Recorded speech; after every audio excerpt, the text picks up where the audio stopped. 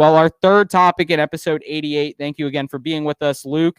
We got NFL draft topic here. We didn't really hit on it in episode 87. I kind of wanted to make this a specialized, more focused segment, I guess. And we see the UCF flag behind me, the UCF flag behind you, Luke. For those that are UCF fans, you'll love this topic. But UCF sets a school record with 5 draft picks in the NFL draft in 2021. Let's go. Put that helmet on. Fire me up. Fire me up. We got Luke putting on UCF helmets here. We're just ready to go play some football. So, but UCF has 5 draft picks. In the second round, they had 1. Third round, they went Richie Grant, and then they had third round Aaron Robinson to the New York Giants. And then we had Tay Gowan go to the Arizona Cardinals, Jacob Harris to the Los Angeles Rams, and Trey Nixon to the New England Patriots. So some pretty good positions or some pretty good opportunities for those guys out of UCF, right, Luke? Yeah, no, I love it. 5 players drafted from the UCF team, which just kind of goes to show you that the team is a quality team with some starters that are getting drafted in the NFL. And I think that's a way to measure success. These teams that are getting drafted or having their players get drafted by NFL teams, those are the ones that are usually winning and playing in big bowl games. So when you look at UCF, everyone's saying, oh, they celebrated a 13-0 fake trophy or whatever. No, we're putting out real quality players. And the fact that we put out 5 this year, and a lot of teams can't say that, just goes to show that we have a quality program with some quality athletes. Yeah, I mean, you hit the nail on the head there with, you look at the SEC, and there's always that, SEC always has the most. I think they had 68 or 69 players drafted in the NFL draft this year, which is absurd. I think that's like 25% of the draft, but no surprise, right? We always talk about the SEC being the best conference. Therefore, they should probably produce the most talent. And you look at what UCF did by sending 5 guys into the NFL draft, and you look behind them, you look at Cincinnati, you look at Memphis, other American Conference teams sending players as well. You're starting to find a trend that the American is producing talent that is NFL worthy, which I think is kind of the indicator, maybe to national media, maybe to the fans that watch college football around the country, that, okay, this conference and these teams might not be as clownish or as joke-worthy as we once thought they were. And not to mention, a lot of people that have college football teams also have NFL teams. These UCF players start making plays on their NFL teams. People are going to start to like the UCF brand even more. Absolutely. I mean, Gabe Davis was making some productive plays for the Buffalo Bills this year. I know he's probably the 3rd or 4th receiver out there, but in his rookie year, he was out there making plays. He had maybe 1 or 2 catches in that playoff game against the first playoff game they had. I don't know if he did any production against the Chiefs, but for a rookie in a crowded receiver room, that's pretty good. And I love Gabe Davis. I think he's going to be a stud. He has Stephon Diggs to maybe learn some tricks. But I love when UCF guys are out there making plays. Yeah, I'm trying to find this graphic. Here it is. I just found it. Perfect timing.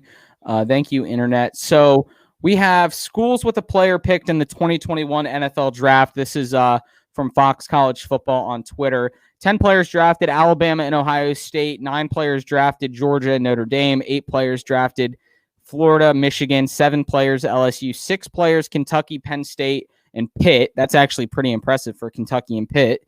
And then you have 5 players. 5 players drafted by USC, Oklahoma, Stanford, Oregon, UNC, Clemson, UCF, Texas, Missouri, and BYU. So that's a pretty good group of teams that UCF is kind of clunked in there with as 5 players or more. They are the only group of 5 team with 5 players or more drafted, a la BYU as an independent. And those are all competitors every year as far as the college football playoff goes, probably exclusive of Kentucky and Pittsburgh, and Missouri actually. But the other teams that are in there, you look at those teams and you say, okay, those are teams that actually can compete at the highest level. They do compete at the highest level. And it just feels good to kind of actually have crossed that bridge to where now our players are getting some of that recognition for their play on the field. I think that's only going to increase the strength of the brand moving forward. Absolutely. And then just winning. I mean, UCF has had winning seasons as of late. We want to keep it going. Gus Malzahn bringing a big name coach in like that, coach that everyone loves, a coach that can say he's beaten Alabama a few times. That's just huge. Bringing in a big name like that to a winning program, a program that's putting out athletes. It just makes more athletes want to come to the school. I think you cut out here. You good? Can you hear me? Yeah, I can hear you now. Okay, sorry about that. Luke, you there? Yeah, I'm here. Go for it. Yeah, you're good. Sorry about that. All right. Yeah, no. In regards to, honestly, I was hoping pick 45 Richie Grant would have fallen to us. Of course, he goes five people in front of us, but that would have been a huge pickup for us. I do like Andre Cisco. He just happened to fall to us. I had no idea who that guy was. That's just simply I can't follow all the players in the draft. But watching Richie Grant, I was at the Cincinnati game when UCF was playing him this year, and I mean our team was terrible, but anytime a tackle was made, it was Richie Grant. He was everywhere on the field. It didn't matter if it was a run play or a pass play. He was everywhere on the field. And so we as a school are producing just talented athletes, and I would love to see Richie Grant be a stud for the Atlanta Falcons this year. Yeah, it kind of takes you back to those Nate Evans days. Nate Evans, now with the Seattle Seahawks, was with the Jacksonville Jaguars. He was the same type of guy, always around the ball. Nate Evans, always around the ball. It was awesome to watch. I'm excited to watch Richie Grant, actually, but you just mentioned something funny there. You said the team was terrible, right? And we went 9-4 this past season. I think 9-4, right? Or was it 8-4? Yeah, it was 9-4. 9-4, right? So we're a 4-loss group of 5 team, Power 6, excuse me. We're a 4-loss team coming out of a non-Power 5 conference, and we had 5 guys drafted. What does that tell you about the talent that UCF has on the roster? And what does that tell you about Coach Josh Heupel? He had 5 NFL-worthy players on his team in a conference that many would, deem to be 5th or 6th in the nation, and he was capable of losing 4 games in the college football season. That's a little bit embarrassing. But another note on Josh Heupel, something I noticed, you mentioned Gus Malzahn. Every time a UCF player was drafted, Gus Malzahn would tweet about it, and he was excited for them. He would tweet about it. He would show them love. Josh Heupel didn't tweet about any of the players getting drafted, excluding maybe 1 or 2, after people started calling him out about it. Meanwhile, the UCF staff, who is made up of a lot of the Auburn staff from a few years ago, they had their coaches at a few of the Auburn players' houses from a few years ago celebrating with their families. Like, it just shows how much more connected this coaching staff is with their players. Not only is Malzahn giving shout-outs to the UCF players he never coached, but he has his assistant coaches going to the houses of players from the Auburn Tigers to celebrate with them, and they knew that they were a big part of that journey. So Richie Grant to the Atlanta Falcons. Then we had Aaron Robinson to the New York Giants. Like I mentioned, we had Tay Gowan go to the Cardinals, Jacob Harris to the Rams, and Trey Nixon to the Patriots. Luke, from your standpoint, what are some of the best opportunities here for these guys? What's your favorite, I guess, one of the out of those 5, what's your favorite one to watch this coming season? I would say Jacob Harris. It depends on if he can make it through that tight end group. I mean, they have Tyler Higbeast out there. It's kind of hard to replace that production and go over him. But if Jacob Harris can find himself on the team, I mean, that's the offense is spread out. They have great receivers, and Matt Stafford's going to sling it.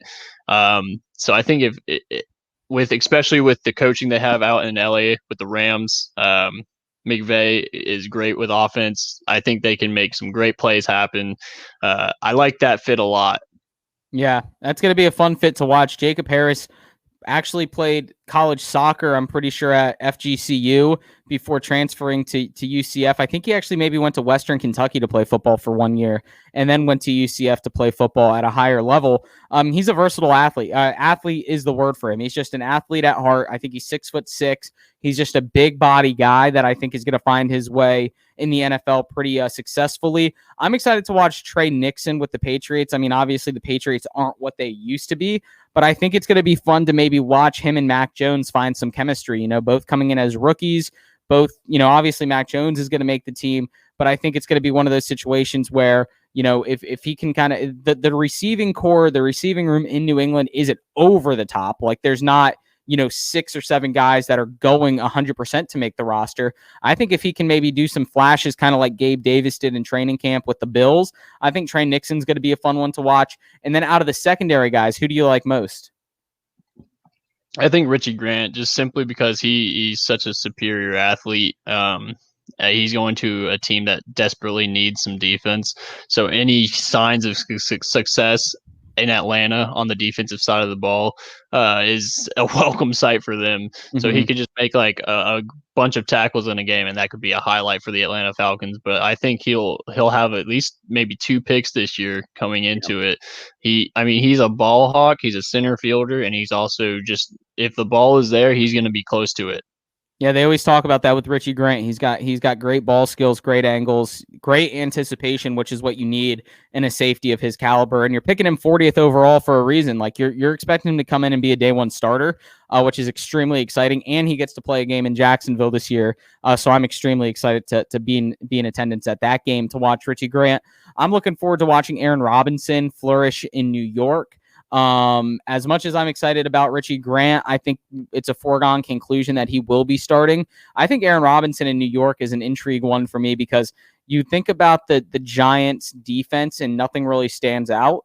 And this could be a situation where Aaron Robinson maybe finds his way to being that standout guy. The guy on the corner, they drafted Eli Apple a few years ago, and I always go back to that. And, he didn't become what they wanted him to be. And they have it. Janoris Jenkins, is he still in New York? I'm not sure, but you look at a guy like Aaron Robinson, 3rd round for a reason, 3rd round pick. He's going to get playing time. I'm excited to see how he fits into the Giants secondary and actually starts making a name for himself. I think he could be a big highlight of the draft, one of the steals of the draft.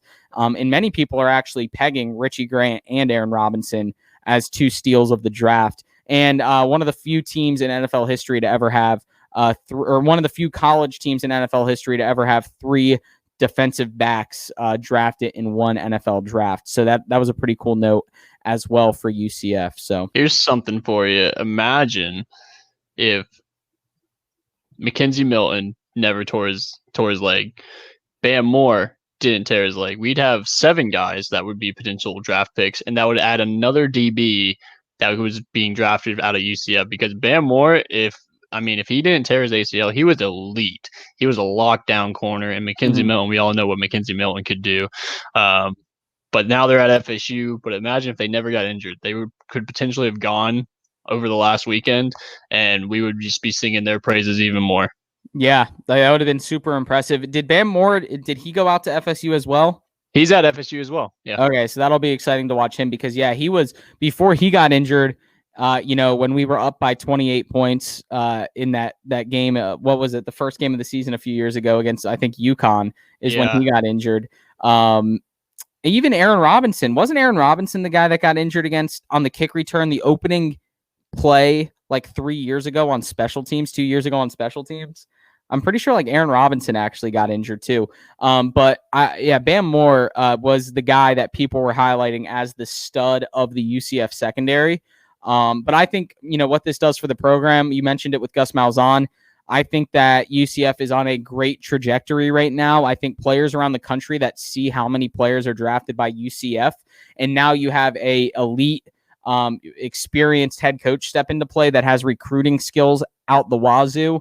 I think you look at this program as being one to kind of keep an eye on for decades moving forward, just based on the production that they're putting into the NFL, the coaching staff they have, the fan base they have, the resources that are growing, some of the best resources in all of college football, especially at the group of 5 level. And if there's a realignment, who knows what could happen? I think that would just be the icing on the cake for us. But anything left from you, Luke, to close us out for episode 88 of the Poojie Podcast? Yeah, you touched on the growing program. We have probably one of the youngest alumni groups out there. So going to football games, you don't have a bunch of older fans sitting down. They're not real rowdy. At least down near the bowl or the field, there's going to be more expensive tickets, and people aren't going to be as excited. They might be older. But when you go to UCF game, especially a night one, the whole stadium is rocking. It's shaking. It's a great atmosphere. It's tough to play in if you're a away team. So I think moving forward, if we realign, we could be looking at some really good athletes coming to UCF and then just making it even a bigger stadium maybe.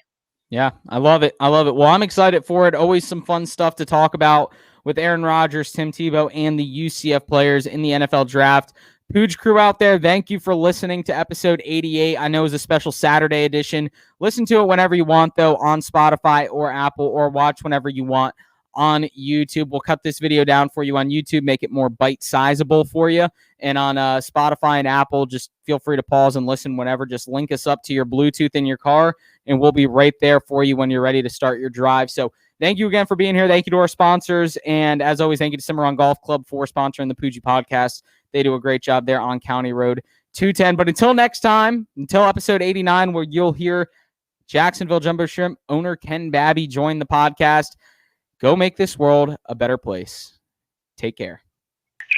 How can I be the man when you're the man? How can I be the man when you're the man? How can I be the man when you're the man?